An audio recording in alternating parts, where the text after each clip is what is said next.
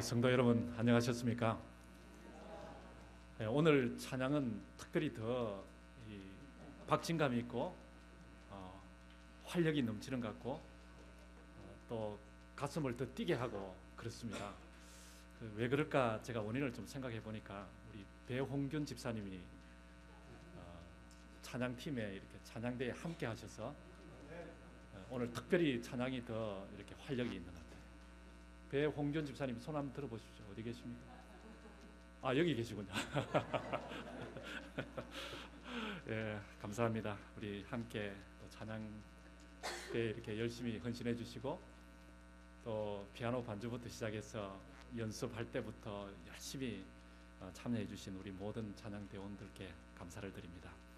여러분 일주일 지내시면서 하나님의 축복 많이 받으시고 지내셨죠? 예.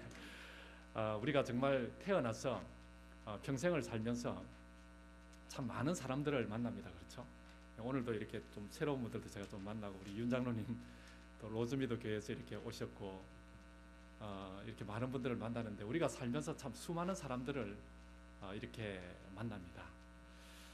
그러나 여러분들께서 잘 아시다시피 정말 우리의 그 많은 만남 중에 우리의 인생을 송두리째 바꿔놓고 그리고 우리의 삶에 가장 의미 있고 또 가장 가치 있고 또 가장 정말 기억에 남는 그런 만남이 있다면 바로 그것은 예수님과의 만남입니다. 그래서 정말 오늘도 여러분들께서 예수님을 만나시기 위해서 기대와 열정을 가지고 이 예배 시간에 다 참석하셨죠? 우리 하나님께서 말씀을 통하여 여러분 모두에게 모습을 나타내 주시고 또 만나는 그런 정말 감격적인 체험이 이 예배 시간을 통하여 있게 되기를 간절히 소망합니다. 기독교를 그래서 만남의 종교라 그럽니다. 그렇죠? 근데 사실 여러분이 좀 생각해 보시면은 그 만남의 종교라는 것은 만남이 그만큼 예수님을 만나는 것이 그만큼 우리에게 중요하다는 것이죠. 근데 그거와 정말 버금갈 만큼 기독교를 정의하는 것이 또 다른 것이 있는데요. 그것이 뭔가 하면은 이 만남의 종교와 사실은 비슷한 거예요. 이 들음의 종교라는 거예요. 기독교는. 여러분 혹시 그런 이야기 들어보셨어요? 들음의 종교인데 듣질 않으셨군요. 예, 기독교를 들음의 종교라 그래요. 왜 듣는 것이 그렇게 중요한가? 우리가 정말 너무나 잘 아는 그 로마서 10장 17절에는 그러므로 믿음은 무엇에서 나고요? 들음에서 나고 들음은 또 무엇으로 됐다고? 예수 그 뒤에까지는 모르시죠? 들음은 예수 그리스도의 말씀으로 되었느니라. 그랬어요. 그래서 이 믿음과 들음과 말씀과 이것은 그 로마서 10장 17절에 보면은 그 한 구절에 그것이 다 이렇게 세 개의 중요한 부분들이 이렇게 나와 있는데 그것이 다 연관성이 있는 것입니다. 여러분 믿음은 들음에서 난다 그랬는데요. 뭘 듣는다는 거예요? 세상에는 정말 듣는 것들이 얼마나 많은지 몰라요. 저도 이렇게 나이가 들어갈수록 귀는 좀 밝아지는 것 같더라고요. 다른 것은 좀 둔해지는 것 같은데 귀는 참 이렇게 밝아지는 것 같아요. 그래서 뭐라고 이야기하면 혹시 집사람이 나에 대해서 잘못 이야기했나 안 했나 그런 거는 잘 들려요. 귀가 그만큼 밝아지는 거예요. 근데 여러분 믿음은 들음에서 난다는데 뭘 듣는다는 거예요? 예? 뭘 듣는다는 거예요? 믿음은 그 들음에서 난다는 것은 정말 세상에 많은 소리가 있고 그렇죠? 정말 수많은 소리가 있죠. 그러나 그 많은 소리들 중에 우리가 들음으로써 믿음이 성장한다는 것은 바로 하나님의 말씀을 듣는다는 것입니다. 하나님의 말씀을 듣지 못하면은 다시 말해서 우리의 믿음이 자라나지 않습니다. 그래서 제가 여러분들에게 질문을 좀 하나 좀 드리고자 합니다. 여러분들은 성경을 이렇게 읽습니까? 아니면은 듣습니까? 그리스도인들은요, 성경을 읽어야 합니다. 그렇죠? 성경을 읽지 않으면 사실은 그리스도인이 아니에요. 이 성경을 읽는 것이 사실은 얼마나 중요한지 여러분들은 너무나 잘 아실 거예요. 그래서 그리스도인과 비그리스도인을 이렇게 구분하자면은 비그리스도인은 성경을 읽지 않는 사람이고 그리스도인은 성경을 읽는 사람이에요. 그 성경을 읽는 것이 그만큼 중요하다는 것이죠. 그런데 여러분 성경을 읽는 것보다도 더 중요한 것은 성경을 통하여 하나님의 말씀을 듣는 거예요. 그래서 여러분들께서 성경을 읽으실 때 한번 좀 이렇게 보세요. 성경을 글자로 읽으면은요, 읽는 것으로 끝나버려요. 사실 그러면은 우리의 믿음에 아무런 도움이 되지 못하는 것이죠. 왜냐하면 믿음은 뭐에서 난다 그랬어요? 들음에서 난다 그랬으니까. 그렇다면 성경을 읽는 것이 아니고 어떻게 해야 되는가? 성경을 통하여 하나님의 말씀을 들어야 해요. 그래서 그 듣는 귀가 여러분들께서 늘 열려 있어야 합니다. 말씀을 읽는 것이 아니라 말씀을 듣는 거예요. 이 말씀을 이렇게 읽으시면서 이것이 이렇게 기록이 되었구나, 머리에 이성으로 지식으로 그것을 깨닫고 알고 하는 그것으로 그치는 것이 아니라 이 말씀이 하나님께서 나에게 하시는 말씀이구나 하고 하나님의 음성으로 나에게 하시는 말씀으로 그 말씀을 들어야 해요. 그래야 믿음이 자라날 수 있다는 거예요. 그래서 그러므로 믿음은 들음에서 나고 들음은 무엇으로? 그리스도의 말씀으로 되었느니라. 그렇죠? 이것이 다 연관성이 이렇게 있는 거예요. 그래서 이제 어떤 사람이 이제 그렇게 질문을 해요. 아니 목사님, 성경을 글자로 읽는데 하나님의 말씀을 어떻게 듣습니까?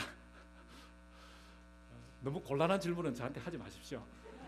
근데 그 세 가지 방법이 있습니다. 하나님의 성경을 그냥 글로 읽는 것이 아니라 여러분들께서 말씀을 듣기 위해서는 이 세 가지를 해야 합니다. 첫째는 정말 말씀을 가까이 해야 돼요. 그렇죠? 말씀을 가까이 하지 않고요, 저절로 하나님의 음성이 들려지지가 않습니다. 말씀을 정말 가까이 해야 되고, 두 번째는 말씀을 듣기를 정말 기대하고 갈망해야 돼요. 그냥 읽는 것으로 끝나는 것이 아니라 듣기를 기대하고 갈망해야 된다는 거예요. 그렇죠? 그리고 세 번째로는요, 성령의 역사를 간구해야 돼요. 여러분, 우리가 글자가 이 말씀이 계셨음에, 그렇죠? 그 말씀이 하나님이신데 말씀이 육신이 되어 우리 가운데 거하심에 우리가 그 영광을 보니 하나님 아버지의 독생자의 영광이요 은혜와 진리가 충만하더라. 여러분, 그렇게 우리가 그 말씀을 이렇게 들으려면은 정말 성령의 역사가 있지 않고는 하나님의 말씀을 들을 수가 없어요. 그렇죠? 그래서 여러분들께서 성경을 읽으시면서 성령의 역사를 간구하셔야 돼요. 하나님의 음성을 들을 수 있도록 해달라는 그런 간절한 기대와 열망을 가지고 성령의 역사를 간구해야 돼요. 여러분, 그러면은 하나님께서 우리에게 하시는 말씀의 그 음성이 우리가 들을 수가 있어요. 왜냐하면 하나님은 어제나 오늘이나 영원토록 동일하신 살아계신 하나님이시기 때문에 우리가 그 음성을 듣게 되는 것입니다. 말씀을 듣는 것이 예수님을 만나는 거예요. 그렇죠? 말씀을 듣지 못하면 예수님을 만나는 것이 아니에요. 말씀을 들어야 우리의 삶이 변화돼요. 그렇죠? 새롭게 되는 거예요. 여러분, 그리스도인이 거듭나면 새롭게 되었다 그렇게 말하잖아요. 그렇죠? 근데 우리가 어떻게 새롭게 되었는가? 무엇이 새롭게 되었다는 거예요? 그렇죠? 예수님을 믿고 우리가 침례를 받고 새로운 새 삶을 사는 새로운 사람이 되었다. 새롭게 변화되었다. 무엇이 변화되었다는 거예요? 지금까지는 그렇죠, 하나님의 말씀을 내가 듣지를 못했는데 이제부터 하나님의 말씀을 듣는 사람으로 바뀌어졌다는 거예요. 그것이 새롭게 변화된 거예요. 여러분, 그것은 엄청난 차이예요. 그렇죠? 천지를 창조하시고 온 우주의 주인 되시는 정말 전지전능하신 살아계신 하나님의 음성을 듣지 못하다가 이제 내가 듣는 사람으로 변화되었다는 거예요. 그렇죠? 그게 새롭게 된 사람이에요. 그리스도인의 삶이에요. 그래서 여기 이렇게 말씀하고 있습니다. 여러분, 성경을 좀 한번 펴셔서 보겠습니다. 요한복음 11장 25절부터 27절까지 있는 말씀인데, 제가 이 사도행전 24장 15절 16절 그거와 같이 오늘 요한복음 11장을 함께 이렇게 좀 살펴보겠습니다. 요한복음 11장 25절부터 27절. 그래서 여러분들께서 한번 보십시오. 내가 말씀을 지금 읽고 있는지 말씀을 듣는지 한번 잘 이렇게 보시면서 말씀을 한번 보세요. 요한복음 11장 25절부터 27절에 있는 말씀입니다. 예수께서 가라사대 나는 부활이요 생명이니 나를 믿는 자는 죽어도 살겠고 물어 살아서 나를 믿는 자는 영원히 죽지 아니하리라. 여러분, 지금 이 말씀을 여러분들께서 읽으셨습니까? 아니면 하나님의 말씀으로 들으셨습니까? 읽으신 분들도 계시고 들으신 분들도 계세요. 그렇다고 팔은 나누지 마십시오. 네. 읽으신 분들도 계시고 들으신 분들도 계세요. 그렇죠? 근데 이 말씀을 그냥 읽으면은 그냥 지나갑니다. 그렇죠? 아, 나는 부활이요 생명이니 나를 믿는 자는 죽어도 살겠고, 아, 글자에 이렇게 되어 있구나. 그냥 읽고 지나가는 거예요. 그것이 우리의 삶에 아무런 영향력을 미치지 못하는 것이죠. 그런데 그것을 읽는 것이 아니라 그 말씀을 진짜로 이렇게 하나님의 음성으로 내게 하는 말씀으로 들은 사람은요, 그렇죠?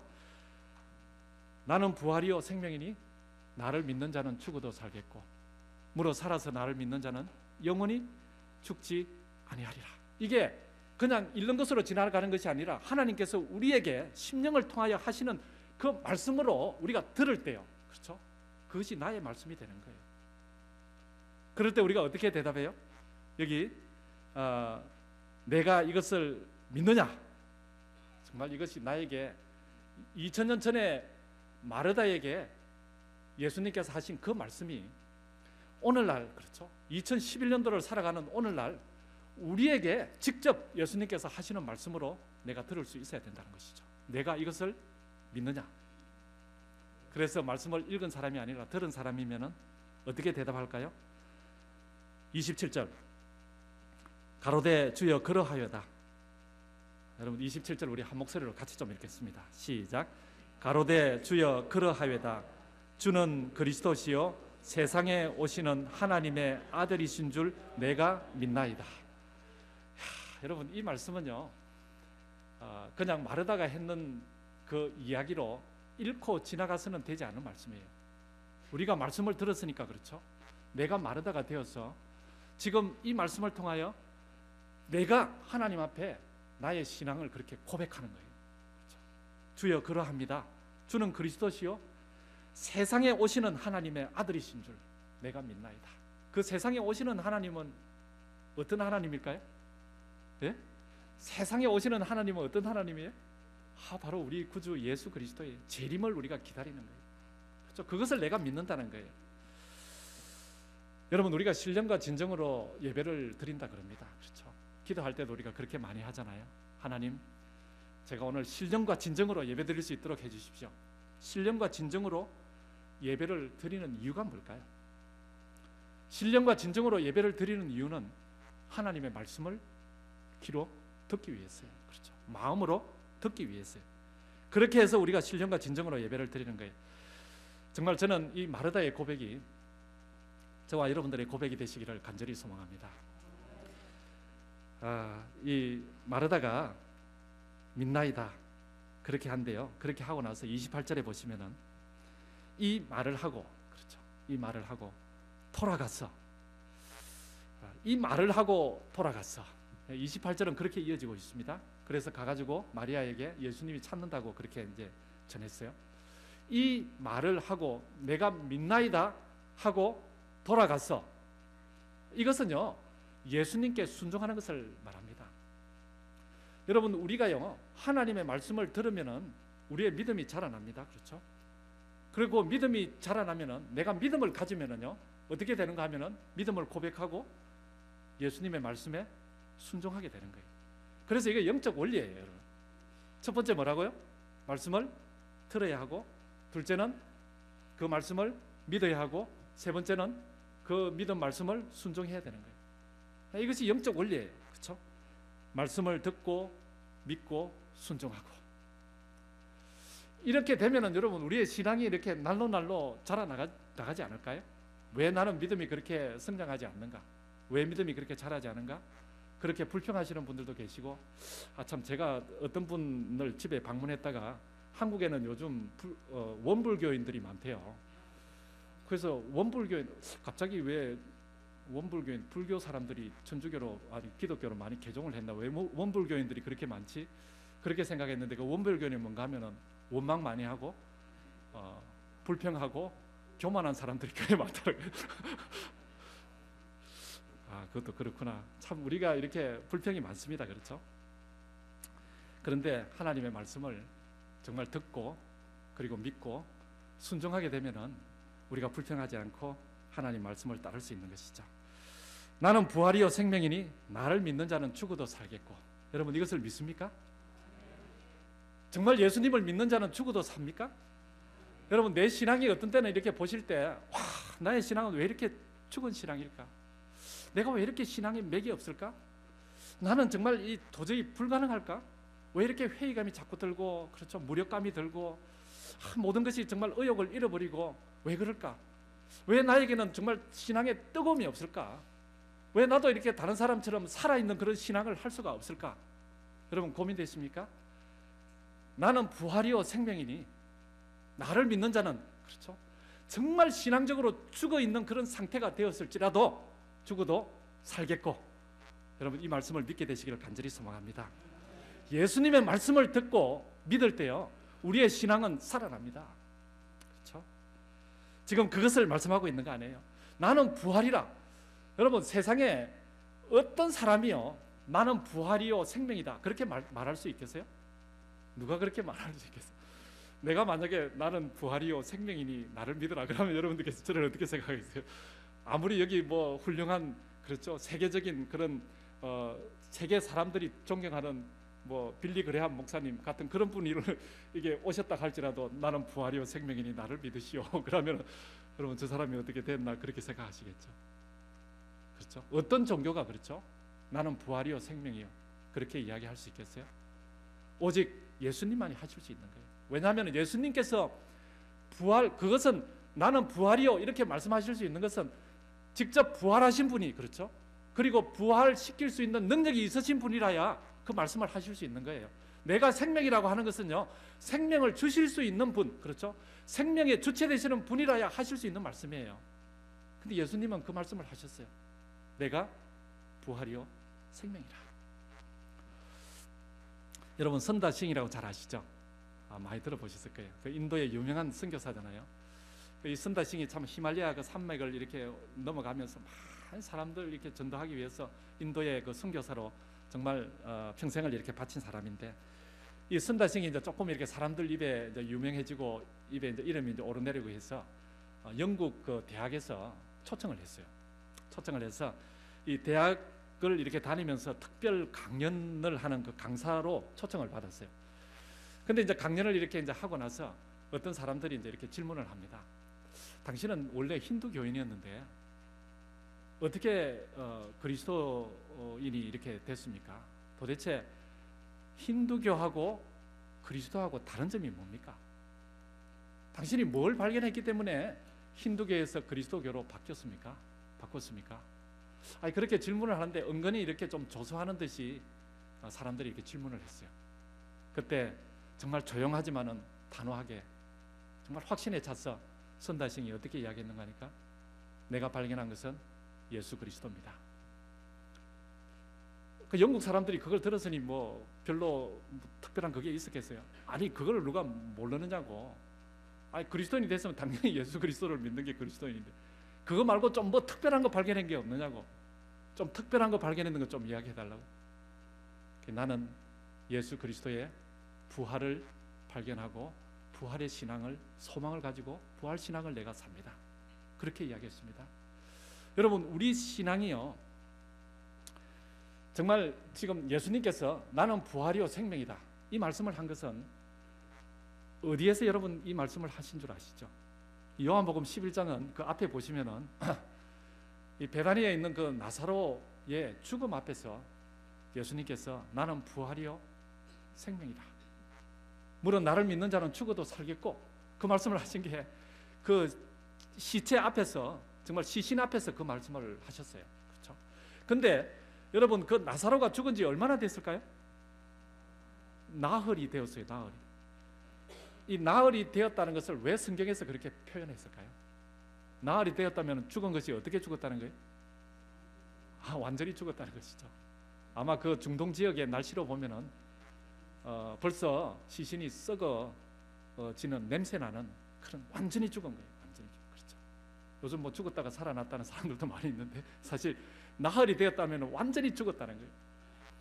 그런데 여러분, 참 이상한 것은요, 나는 부활이요 생명이니 나를 믿는 자는 죽어도 살겠고 물어 살아서 나를 믿는 자는 영원히 죽지 아니하리라, 그렇게 말씀하신 예수님께서 나사로의 무덤 앞에서, 그렇죠, 나사로를 불렀어요.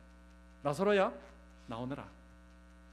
여러분, 예수님의 말씀은요, 우리가 예수님의 말씀을 듣는 것이 왜 우리 삶에서 그렇게 중요한가 하면, 예수님의 말씀은 바로 하나님의 능력이에요. 그것을 잊지 말아야 하겠습니다. 그렇죠?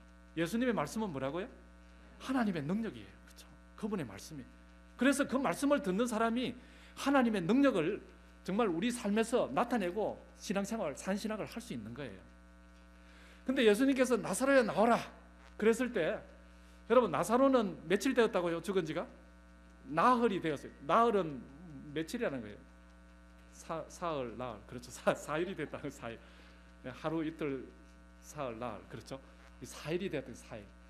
사일이 된 그 시신이 예수님의 음성을 들었어요. 여러분, 참 이상하지 않습니까? 죽은 사람도 말을 들을 수 있어요? 어떻게 죽은 사람이 나흘이나 되어서 정말 썩어 냄새나는 그 시신이, 그 시체가 예수님의 말씀을 들을까요? 왜 그럴까요? 예수님의 말씀은 뭐라고요? 하나님의 능력이기 때문에. 그렇죠? 하나님의 능력. 하나님은 생명 되시는 분이세요. 죽은 사람도 듣게 하실 수 있는 분이 하나님이시라는 거예요. 그래서 우리 신앙이 죽었다고 여러분 실망하지 마십시오.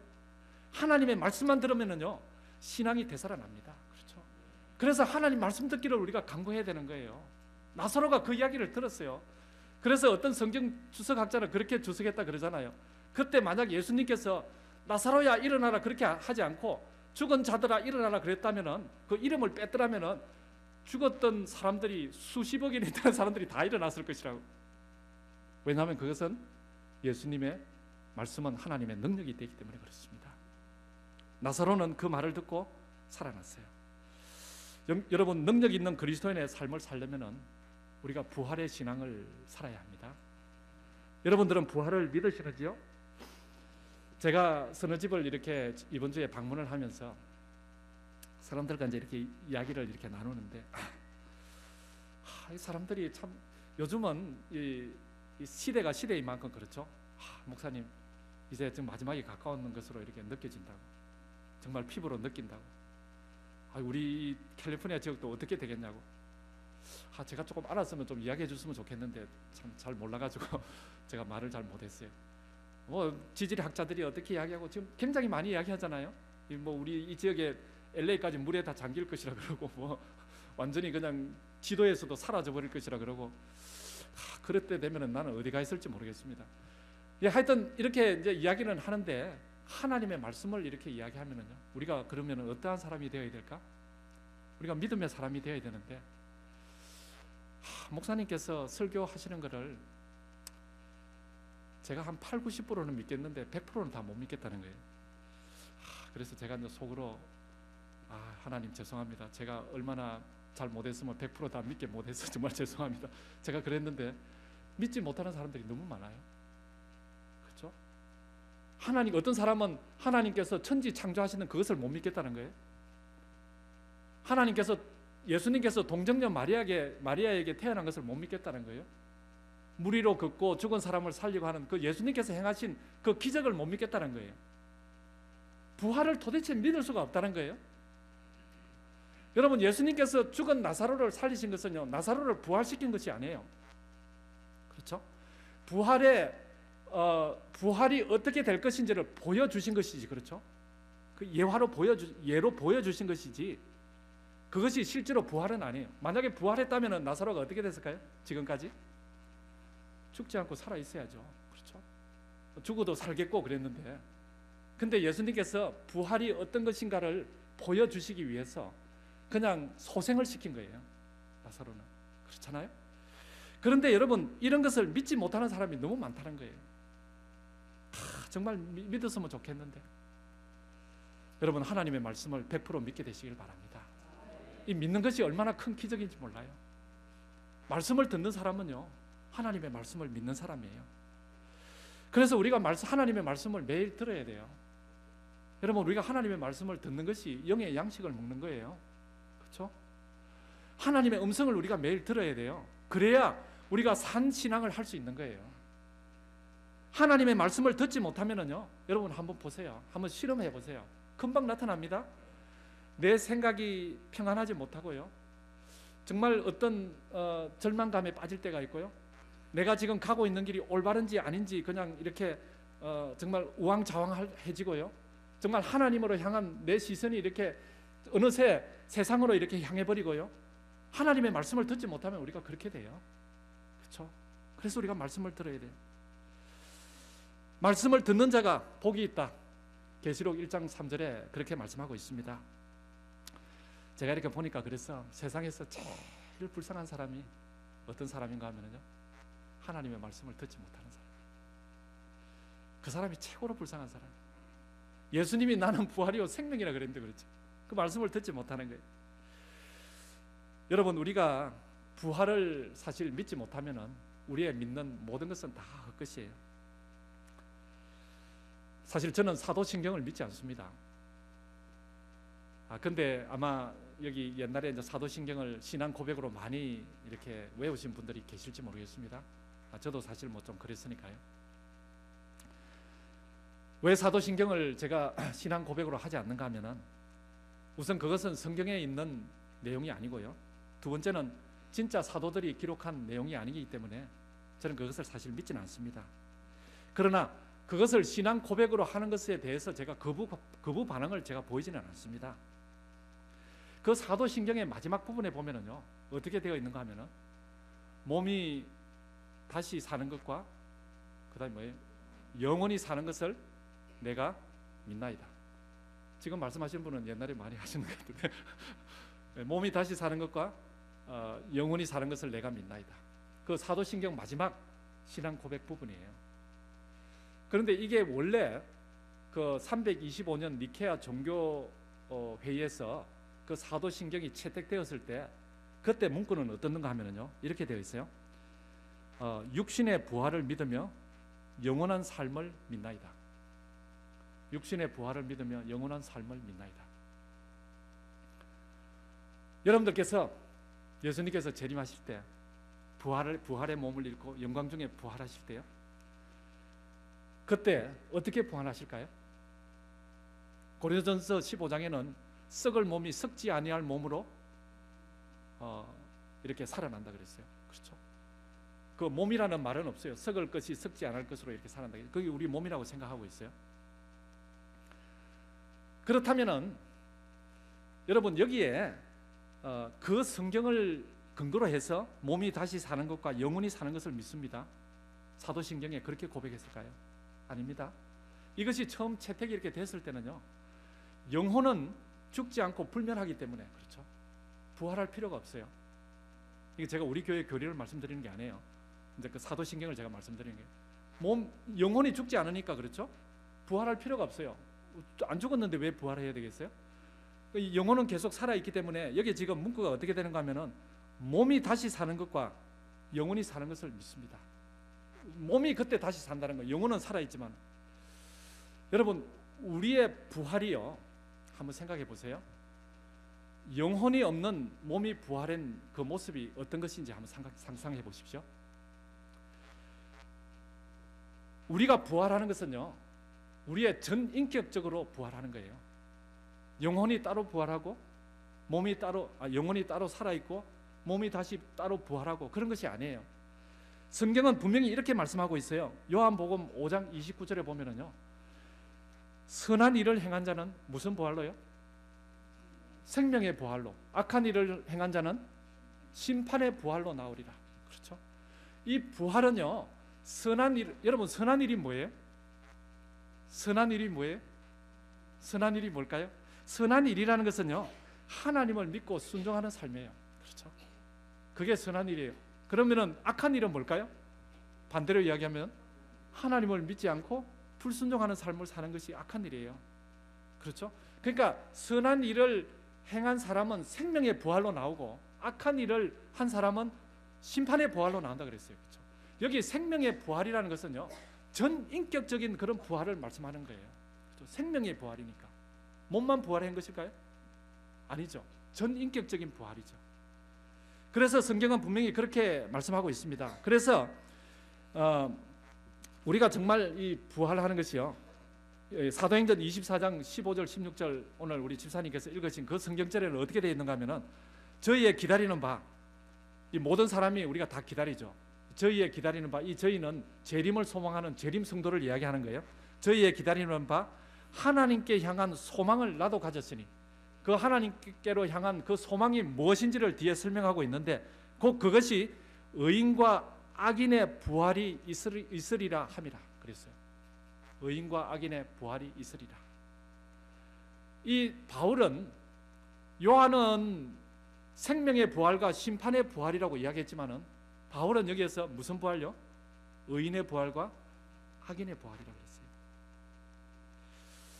여러분 우리 교회를요 어떤 사람들은 제7일 안식일 예수 재림 교회는 부활을 믿지 않기 때문에 이단 교회다 그렇게 하는 말 혹시 여러분 들어보셨어요? 그렇게 참 많이 곡해하고 오해하는 사람들이 많아요. 우리 어쩌녁에 본 것처럼 그렇죠? 그런데 여러분 부활을 믿지 않으면 우리의 믿는 믿음이 다 무엇이라 그랬어요? 고린도전서 15장에는 헛것이라 그랬어요. 우리는 부활을 믿지 않는 성도들이 아니에요. 우리가 부활을 믿어야 돼요, 여러분. 그렇죠? 부활절을 안 지킨다고 부활을 안 믿는 것이 아니에요. 부활절을 지킨다고 여러분 부활을 믿는 것도 아니에요. 여러분 부활절을 지킬 때 어떻게 합니까? 부활절을 지키려면 뭐가 있어야 돼요? 두 가지가 꼭 있어야 되잖아요. 계란하고 토끼가 있어야 돼요. 근데 저는 이제 한번 생각해 봤어요. 예수님께서 나는 부활이요 생명이니 나를 믿는 자는 죽어도 살겠고, 근데 그 부활을 기념하기 위해서 그렇죠? 달걀하고 부활하고 무슨 상관이 있을까? 그래서 제가 곰곰이 좀 생각을 해봤어요. 근데 조금 연관은 있더라고요. 그 부활이 아니라 그건 부화라 그러죠. 부화. 그것밖에 더 연관을 어떻게 갖겠어요? 달걀하고. 그렇죠? 그리고 토끼하고 부활은 또 무슨 연관이 있겠어요, 여러분? 토끼하고 부활은? 여러분 이 부활절이라는 것은요 역사가 이렇게 됩니다. 고대 앵글로 색선족이요 봄의 여신으로 섬겼던 신이 있는데 그 신이 오스타라라는 신이에요. 여러분께서 뭐 인터넷 쳐보시면 금방 알 수 있어요. 부활절의 역사를요. 이 오스타라 이 신, 이 오스타라라는 신은요 다산을 비는 봄의 축제, 그 오스타라에게 비는 그 다산을 비는 봄의 축제가 있을 때의 시작이었어요. 그래서 여러분 닭이요 계란을 놓는데 하루에 몇 개 놓는 줄 아세요? 예? 하루에 한 개 놓아요. 그게 나중에 뭐가 돼요? 병아리가 돼요. 여러분 하루에 한 명씩 애를 놓으면 많이 놓는 거예요. 여러분 혹시 토끼 키워보셨어요? 토끼? 저는 토끼를 키워봤어요. 토끼를 키워보니까 야, 토끼 정말 번식력 빨라요. 얼마나 번식력이 빠른지 몰라요. 그렇기 때문에 계란하고 토끼는 상징적으로 그렇죠. 다산을 그렇죠. 아이들을 많이 낳을 수 있도록 그렇게 하기 위해서 토끼와 달걀을 그 이스트에 등장을 시킨 거예요. 그렇죠. 그것을 가지고 어떤 이스트의 행사를 축제를 그렇게 한 거예요. 그렇죠. 여러분 그렇게 이해되시죠? 그런데 이 이스트의 그 부활절의 날짜를 여러분 어떻게 정하는 줄 아십니까? 부활절의 날짜를 그 날짜가 사실은 보면은 큰 차이가 있어요. 들쑥날쑥합니다. 이게 표준 말인지 경상도 말인지 모르겠죠. 하여튼 들쑥날쑥해요. 2010년도에는 작년에는 부활절이 4월 4일이었습니다. 근데 올해는 부활절이 며칠 날인 줄 아세요? 우리 유대인들을 만나셨다 그랬는데 며칠? 예? 저번 주 일요일 날이 며칠이에요? 4월 24일이에요. 올해는. 작년에는 4월 4일이었는데 올해는 4월 24일이에요. 그러면 2012년도에는 언제인 줄 아세요? 4월 8일이에요. 2013년도는 언제인 줄 아십니까? 3월 31일이에요. 제가 연구를 많이 했습니다. 3월. 날짜가 이렇게 차이가 있어요. 왜 그런가 하면은 이 부활절 날짜 때문에 뭐 옛날에 이제 이 날짜를 어떤 날짜로 정해야 되나, 이 이스터 날짜를 맞춰야 되나 뭐 이렇게 해서 참 옥신각신 이야기가 많았어요. 그래서 최종적으로 날짜를 딱 이렇게 공인했는 것이 325년 오늘 많이 나오는데 그렇죠. 니케아 종교회의에서 동방 서방 그 교부들이 다 모인 곳에서 날짜를 이스터 날짜를 이것으로 하자 그렇게 정했는데 그 정한 것이 언젠가 하면은 춘분 후 보름이 지난 첫 주일. 야, 참 복잡합니다. 춘분 후 보름이 지난 첫 주일, 만월이 지난 첫 주일, 그 일요일 그날을 부활절로 한다는 것이죠. 그래서 그것을 계산해 보면은 참 어렵게 계산해서 보면 날짜가 이렇게 한 달 뭐 이렇게 들쑥날쑥 이렇게 차이가 있는 것입니다. 저는 부활을 기념하는 것은 좋은 의도라고 생각합니다. 왜냐하면 그것은 우리 신앙에 너무나 중요한 것이기 때문에. 그러나 부활절을 정말 성만찬 예식과 같이 우리의 어떤 그 침례식과 같이 그렇게 지키는 것은 성서적이 아님이 분명합니다. 그것은 달걀과 토끼, 이 부활과 아무런 관계가 없습니다. 교부들이 그렇게 날짜를 정해서 부활절이 날짜가 그렇게 들쑥날쑥 한 달이나 차이 나고 그렇게 할 리가 없습니다. 그렇죠? 만약에 진짜 부활절을 우리가 예수님께서 지키라 그러셨다면 부활은 우리의 삶을 바꿔놓는 너무나 중요한 사건입니다. 여러분 그것을 믿으십니까? 그래서 우리는 부활의 신앙을 살아야 합니다. 부활의 신앙을 살면은요, 삶의 자세와 삶에 대한 목표와 생각과 태도가 다 바뀌어집니다. 부활은 새로운 삶의 시작을 의미하기 때문에 그래요. 나는 부활이요 생명이라. 예수님께서 그렇게 말씀하신 것은요, 우리가 부활 신앙을 사는 것이 얼마나 중요한 것인가를 예수님께서 말씀해 주고 계시는 거예요. 그래서 부활 신앙이라는 것은 믿는 것이잖아요. 어떤 것을 믿는 것인가? 제가 네 가지만 그 제목만 제가 좀 말씀을 드리겠습니다. 첫째는요, 부활 신앙이라는 것은 뭘 믿는 것인가 하면은 예수님의 생애의 중심에는 십자가와 부활이 있다는 것을 믿는 거예요. 그렇죠? 여러분, 예수님은 이 세상에 오셨고, 그렇죠? 그 다음에 생애하셨고, 십자가에 돌아가셨고, 부활로서 이 세상 생애의 모든 것을 다 보여주셨어요. 그렇죠? 그래서 그 부활과 십자가는 예수님 생애의 중심에 있어요. 예수님 생애의 중심이 있다는 것은 우리의 생애의 중심에 있다는 말이에요. 그래서 부활과 십자가와 부활은 예수님의 생애의 중심에 있었듯이 우리의 신앙에도 중심에 있다는 거예요. 그것을 우리가 믿어야 하는 것이고요. 두 번째는 부활 신앙은 성경에 기록된 모든 것이 사실이라는 것을 증명해 주고 있어요. 그렇죠? 부활로서 예수님께서 보여주셨어요. 성경에 기록된 모든 것이 사실이라는 것을 보여주셨어요. 그렇죠? 그 다음에 세 번째, 부활은 하나님의 존재와 역사가 사실이라는 것을 증명하고 있어요. 그렇죠? 하나님의 존재, 부활하실 수 있는 분은 예수님밖에 없어요. 그렇죠? 부활시킬 수 있는 능력이 있으신 분은 그분밖에 없어요. 부활의 능력을 행사하실 수 있는 분은 예수님밖에 계시지 않습니다. 그래서 그것을 우리가 믿어야 하는 것입니다. 그 다음에 또 한 가지 중요한 것은 재림 사건의 가장 하이라이트는 바로 부활이라는 거예요. 그렇죠? 재림 사건의 가장 하이라이트, 이 구원의 완성이 부활로 이루어지는 거예요. 그래서 이런 것을 우리가 믿어야 하겠습니다. 저는 말씀을 줄이면서 우리 교회에 정말 이 신앙을 평생을 해오신 분들, 또 이제 새롭게 우리 교회에 오셔서 신앙을 시작하신 분들, 정말 모든 우리 마운틴뷰 교회에 속해 있는 모든 교우들이 죽은 신앙이 아니라 정말 예수님께서 부활하시고 우리를 부활시켜 주시겠다고 약속하신 그 부활의 신앙을 가지는 산 신앙을 하시는 저와 여러분들이 되시길 간절히 소망합니다. 그래서 정말 우리의 신앙이요, 생명이 있어야 하겠습니다. 여러분, 죽어있는 신앙은 절대로 변하지 않습니다. 하나님의 말씀을 읽고 들을 수 있는 사람, 그렇죠? 그 하나님의 말씀을 듣고 순종하는 사람은요, 다시 말해서 부활 신앙을 사는 사람은 그 삶이 나날이 새롭고 변화되는 삶을 사는 사람들이에요. 이런 삶이 되셔서 우리 주님 정말 재림하셔서 우리를 부활시키실 때 그 부활의 영광에 다 참여하시는 우리 모두가 되시길 간절히 소망하면서 말씀을 드리겠습니다.